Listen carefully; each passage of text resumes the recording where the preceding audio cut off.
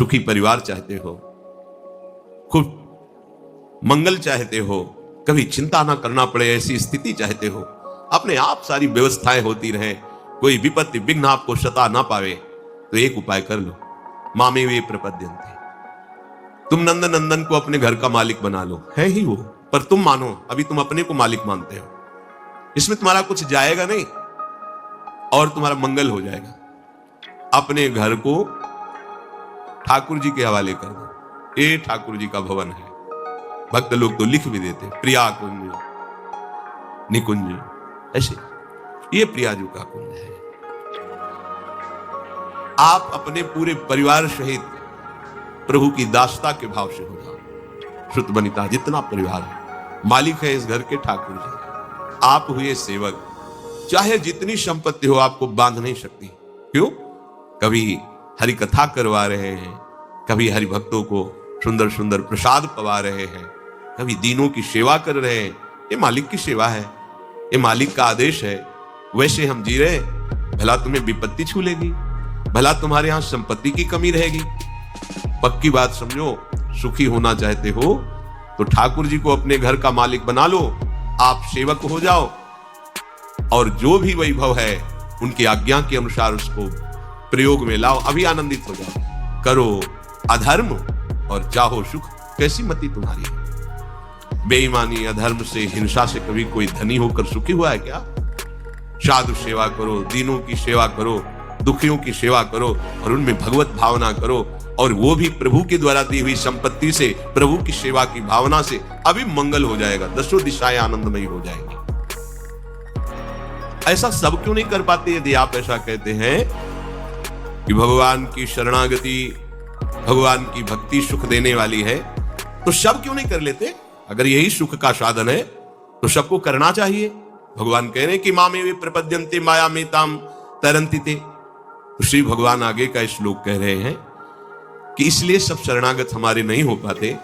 नमाम दुष्कृतिनो मूढ़ा प्रपद्यन्ते नराधमाः माययापहृत ज्ञाना आसुरम भावमाश्रिता। ये जो मेरे से विमुख हैं, मेरी माया के द्वारा जिनका ज्ञान अपहरण कर लिया गया है, वे आसुर भाव वाले, राक्षसी स्वभाव वाले। देखो, सींग नहीं होते यहाँ के राक्षसों के, बिना सींग के यहाँ के राक्षसों के दांत बाहर निकले। यहाँ बहुत सुंदर राक्षस है, बहुत देखने में सुंदर लगेंगे, बड़ा असुंदर जीवन है। कैसे तुम्हें बताएं, कैसी वो अपनी दुर्गति कर रहे हैं, उनको पता नहीं है। प्रमाद स्थिति में कैसा अपना नाश कर रहे हैं, कैसी बुद्धि हरि के भजन न करने से होती है। जो हरि का भजन नहीं करते वो कैसी बुद्धि होती है? बोले, पहली बात, इतनी मूर्खता छा जाती है, कोई हीरा छोड़कर कांच बटोरने लगता है। हरिनाम हीरा है, ये ऐसा हीरा है कि इसकी कीमत कहीं भी त्रिभुवन में कोई नहीं दे सकता। इतनी अमूल्य है इसकी कीमत। सब बिक जाएंगे पर इसकी कीमत नहीं दे पाएंगे। और जिसके पास ये धन है, हरिनाम धन, सब उसके आगे झुकेंगे। जो दुष्कृति होते हैं, नमाम दुष्कृतिनो मूढ़ा प्रपद्यन्ते नराधमाः, बड़ा विचित्र खेल है।